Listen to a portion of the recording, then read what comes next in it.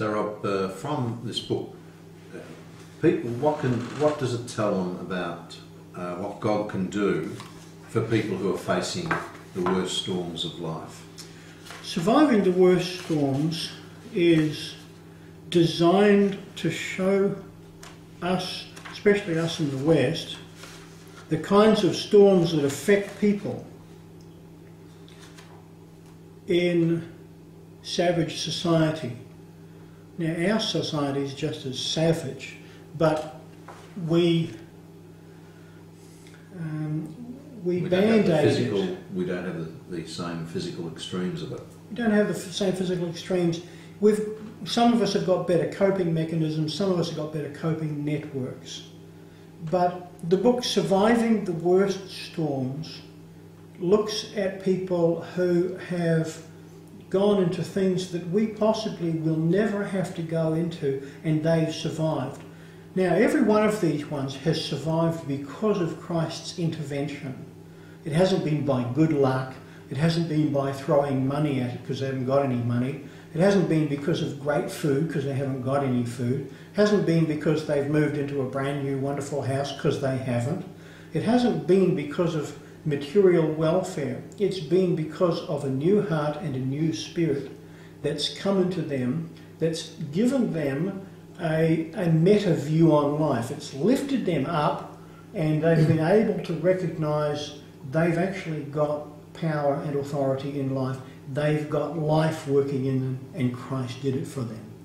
Now, if someone who's got a terrible situation and Christ has done that for them, you can look at your own situation and say, well, if he does it for them, he must have something pretty easy for me. I can get through that. For example, one of the things that keeps me together in a rough day is I remember that one day I'm going to be in heaven, and one day I'm going to be looking at the record of my life. And one day I'm going to be looking at that record and saying, look at that, isn't that amazing? Look what God did to get you out of that situation, to pull you through that. And I'm safe now, I'm in heaven. But I can look back on that record and see what God did to get me out of that.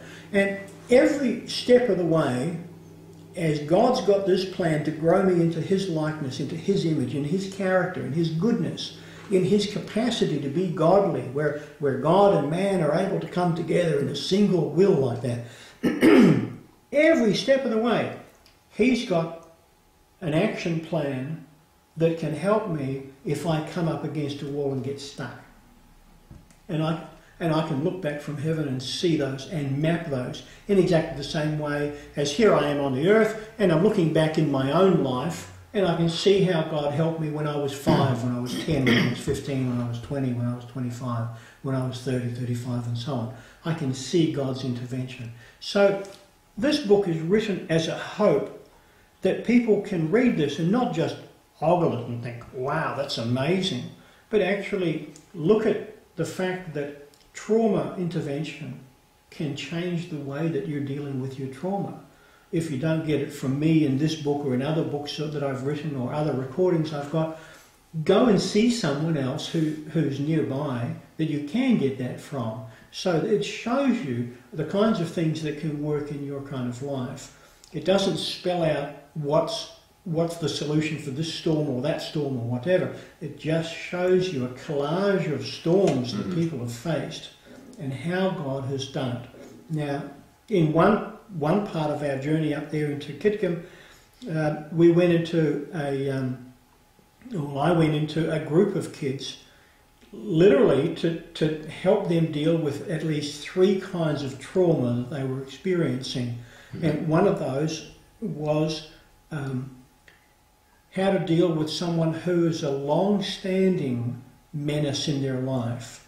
Someone, if you've been a bush soldier, for example, it's going to be the first lieutenant who's above you, and then there might be others above that person, but the immediate authority above you is going to be one of the meanest, horriblest people you will have ever met.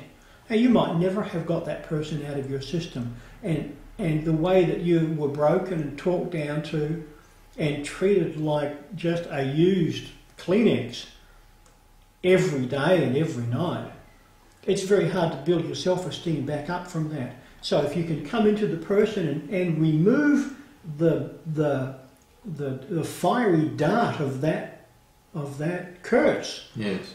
then that person's self-esteem will start to grow naturally. You've taken away all the slugs and the snails, and now the plant can grow without being eaten away by this thing. So that kind of trauma affects all of us, and the book talks about that. And it's not just talking about it; it's saying this is what I did, this is what I said, this is what they said, this is what happened. So it's a showing of the process.